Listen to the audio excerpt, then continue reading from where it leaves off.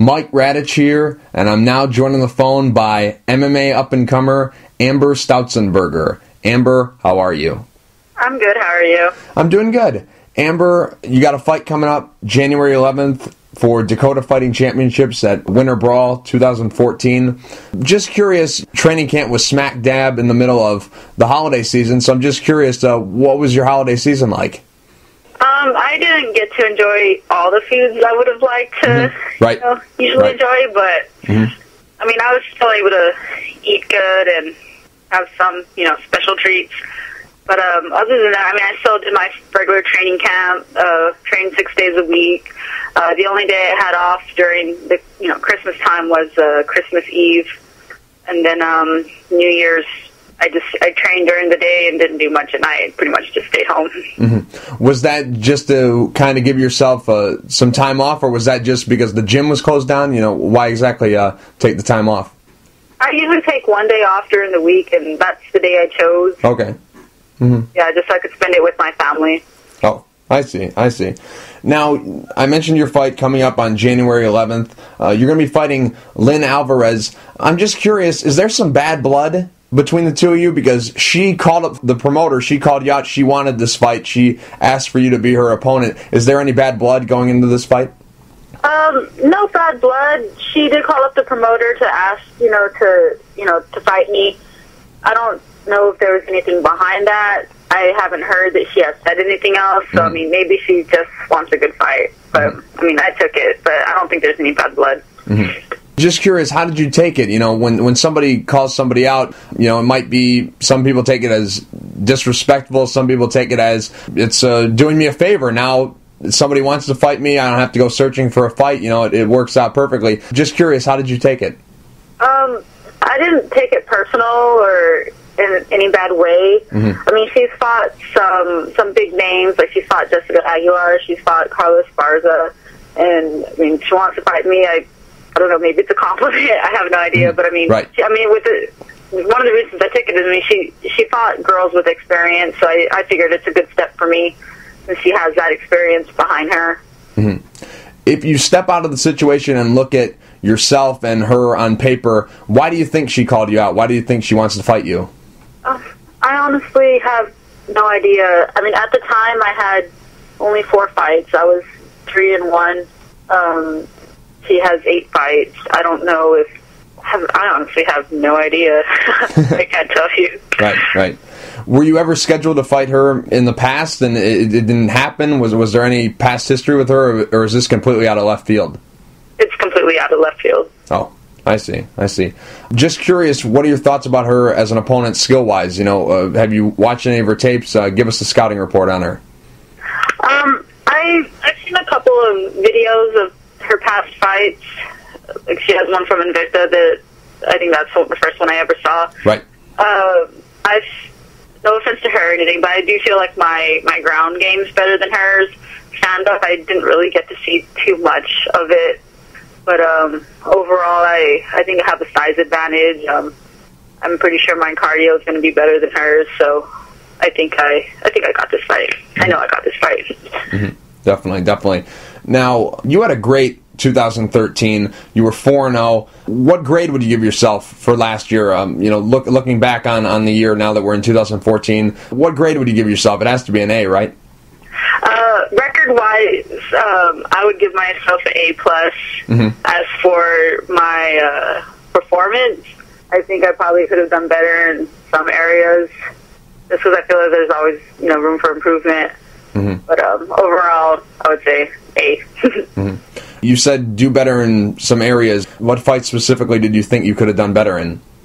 The first fight I had of the year, I felt like I did everything perfectly. I finished the fight in the first round with an armbar. Watching the video, I just felt like I did everything right. And then the second fight, there were some few things on the ground. Like, I felt I could have finished it earlier, but it went all 3 rounds, and there was just some things that I didn't know what to do from that position. And it was basically how to get my arm out of certain spots, and I mean, we worked on that. I'm pretty much golden there now. And then this last fight, I watched video of myself, and even just when I was in the fight, I knew I should be doing this and not this, but I didn't bring myself to do it. And so that's something I've been working on as well. Some of it had to do with wrestling, a little bit with my hands, like for boxing. Mm-hmm. Mm-hmm. Now, you were 4-0 in 2013. Before that, you fought once in 2012. Your pro debut, you lost to Paige Van Zandt by decision. What did you learn from that loss? I learned that I needed to make adjustments in the fight. If something's not working for me, I shouldn't keep trying to force it. Because, she adjusted to what I kept trying to force, and so it's just not working for me anymore. And I learned to, work around that now, and I feel like I have a different mentality as well, which is something I had to work on then. I don't doubt myself anymore, and I used to back then. I used to question if I should fight or not, and now I know I should. I have no doubts about it. Mm-hmm. What exactly led you to, gaining that confidence that, hey, this is something I want to do, this is something I know I can do? Was there was it that fight specifically that changed you? Was it another situation? Where did you gain the confidence to say, you know what, I'm going to do this, and I know I can do it? Well, when I first started training, I think I had that confidence in my first few amateur fights. Then it became hard for me to find fights. I never had a manager back then. I was at a different gym as well, where I don't feel like I was getting the support I needed there. And I was in school as well, so that was my main, concentration. And I just feel like I lost it, going through all that. And so once I graduated in 2011, so 2012 was when I had that fight. I just feel like I hadn't found myself yet. And then I guess after that fight is when I picked up my confidence. I had a talk with my fiance and one of my coaches about everything, about how I felt personally and, about the fights themselves. And honestly, I cried about it.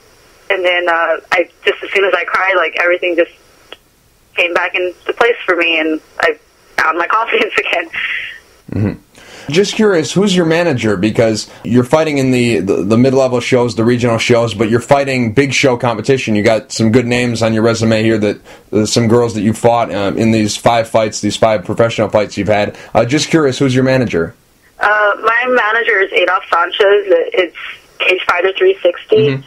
Mm-hmm. He got my second pro fight set up for me, and we've just been together ever since. And he's been getting me good fights with good promotions. Right. So, yeah, well, he's definitely doing a great job. Just curious, you fought twice for Dakota FC. This will be your 3rd time fighting for them. Are you under contract with them? No. The first fight I had, it was a 2-fight contract. It was non-exclusive, which is why I was able to fit a second fight in there that I had already had set up. And then this one is just a one-time deal as well. But I wouldn't mind fighting for them again. They're a really good promotion. Mm-hmm. So if you're not under contract with Dakota FC, what's the holdup with Invicta? A lot of people out there want to see you fight for Invicta. I see all these top 10 lists online, websites saying that they want to see you fight for Invicta. A lot of people out there believe that you've already done enough to get yourself a contract with Invicta, but it hasn't happened yet. Just curious, what's been the dialogue like with Invicta? And also, now that the UFC has signed up a lot of the strawweights from Invicta, is it more than likely now than ever, because of the roster spots they have available, that you'll be signing there? I'm really unsure. I'm pretty sure after this fight, good things will happen with Invicta, especially that they have a big hole in there now. But, prior to this fight, I really don't know. I guess maybe they had other plans for the fighters they already had on their roster, maybe. I really can't tell you. I think I've been doing well. So. Right. I heard a rumor that you're not 100% sure if you're going to try out for The Ultimate Fighter Season 20. Just curious, why? Is it basically, you're waiting on this fight, if you're able to get the win and come out healthy, that will kind of lead you to have more momentum and decide to try out, or is there another reason why you're kind of on the fence about trying out for The Ultimate Fighter? No, you pretty much got it. I just want to wait to see how I feel about, this fight. If I come out healthy, like you're saying. Right. We'll just see what I need to talk to my manager more about it, see what's best for my career, where to go from there. Now, you mentioned earlier that you went to school, you went to the University of Texas at Arlington, you were an art student there. Just curious, how does one person go from, painting the canvas with paint to painting a MMA canvas with blood? How does that happen? How do you go from art student to pro fighter? I just love the color of blood red. They're kind of different, I guess. I mean, I get in the zone when I paint, and I feel like I do the same thing when I train, or especially when I have a fight. I just get in the zone, and it's just such an adrenaline rush. I don't really get the adrenaline rush with painting, but it relaxes me, and it's something I really enjoy. And I'm just lucky that I'm talented enough to do both. Mm-hmm. Well, artist, mixed martial artist, you're already halfway there, so I guess it makes sense. Yeah. I'm just curious about your nickname. How did you get your nickname, the Apex Predator? Two of my coaches came up with the name. I think it's a good nickname. It pretty much says that I'm at the top of the food chain, that I, could take on whoever. And then one of them said that since my last name's super long, they wanted to make my nickname as long as possible as well. So it's just a mouthful. Oh, I see. Since the year has just started, we're 2 days in to the new year. Did you have a New Year's resolution? Are you into that? Is that something that you always have, whether it's inside of fighting or outside of fighting? Did you make a New Year's resolution? I actually didn't. I usually never make one, I guess, just because anytime I want to set a goal for myself, I'll just set it, and then I'll, follow through with it. So, I mean, a lot of people, they want to lose weight or whatnot.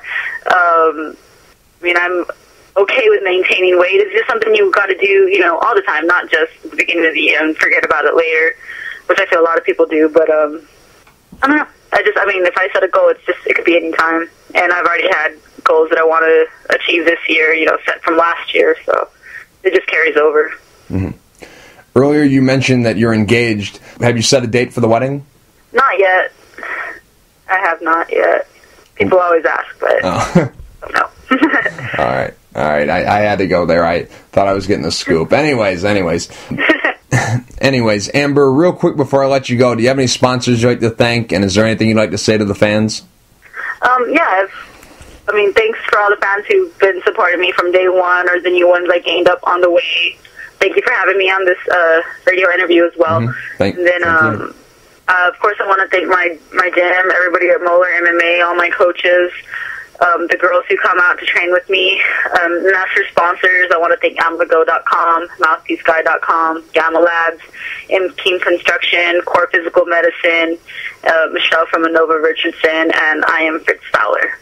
Amber, thank you for taking the time to talk. I really appreciate it. Good luck January 11th at DFC Winter Brawl 2014 against Lynn Alvarez.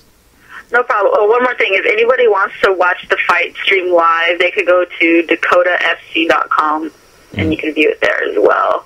But thank you, just as much.